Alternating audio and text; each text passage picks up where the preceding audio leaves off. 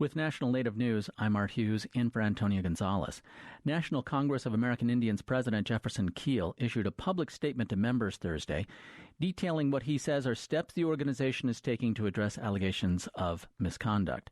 The memo comes after the allegations from a former employee against NCAI General Counsel John Dossett. The allegations were first reported by the internet news site Indians.com. Dossett lost his job as lead attorney earlier this month after 23 years at NCAI. Keel says NCAI established a committee of tribal leaders to review how misconduct allegations are addressed. The organization is also auditing its workplace culture and working with a human resources consultant to tighten procedures and conduct additional training. According to a lengthy memo issued by Dossett and published by Indians, the issue stems from an interaction between Dossett and an unnamed former female employee during an NCAI gathering in 2016. Dossett insists his efforts to help the colleague, who was intoxicated, was misinterpreted. After that, another employee reported Dossett made an inappropriate comment during off hours at another NCAI gathering 2 years earlier. Dossett says that he is not perfect, but denies the incidents as the two former colleagues report them. He also details an internal office power play involving one of the employees and NCAI director, Jacqueline Peta. He says that contributed to the actions against him. Dossett was formally reprimanded earlier this year, but pressure continued to mount as some tribes question how the incident was handled. Standing Rock Sioux Tribal Chairman Mike Faith says North Dakota's law requiring voters to have a physical address listed on their ID rather than a post office box will hinder the fundamental right to vote for hundreds of his tribe's members. The law's constitutionality was cleared Tuesday by the U.S. Supreme Court. In a written statement Thursday, Faith said the physical address requirement discriminates against Native people and will cause irreparable harm to the people of Standing Rock. Faith poses the question, why is it getting harder and harder for Native Americans to vote? The upcoming midterm election will be the first under the new law. A district court ruling temporarily blocked it during the primary, but the U.S. Circuit Court of Appeals overturned that ruling. The Supreme Court sided with the appeals decision. The leader of an organization focused on missing and murdered Indigenous women and children is seeking an Amber Alert system for the Wind River Reservation.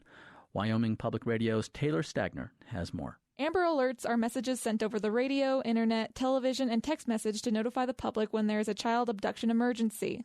These alerts can be powerful tools to locate a missing child, but right now the Wind River Reservation does not have that service. Northern Arapaho and Standing Rock Lakota member Lynette Grable is the director of Not Our Native Daughters, an organization that works to spread education about missing, exploited, and murdered Indigenous women and children. She says that getting an Amber Alert system for the reservation preemptively would be better than waiting for a child to go missing. Usually the reservation doesn't have a relationship with the statewide Amber Alert initiative, but I would like to see one created for Wyoming, especially with the Wind River Reservation. And there's no reason why there shouldn't be an Amber Alert system and meetings with the tribal law enforcement here and with the statewide initiative of the Amber Alert. Grable has spent 15 years in the anti-human trafficking movement as an educator and advocate. It should be something that we're all concerned about. Especially here on the Wind River Reservation. And usually in rural areas, trafficking happens right beneath our noses and right in our community, and we just don't know what to look for. There are no hard statistics on exactly how many Indigenous girls and women go missing every year, but the FBI had 633 open cases for them nationwide in 2016. For National Native News, I'm Taylor Stagner in Laramie. And I'm Art Hughes.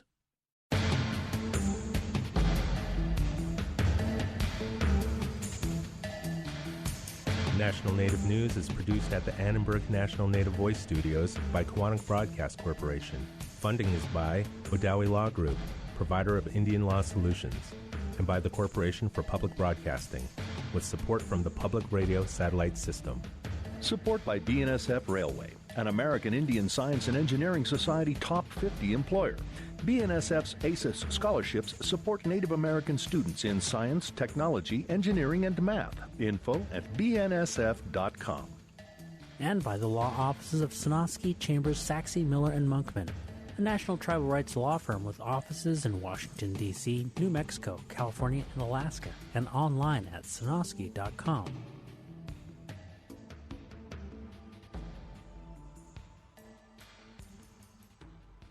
Native Voice One, the Native American Radio Network.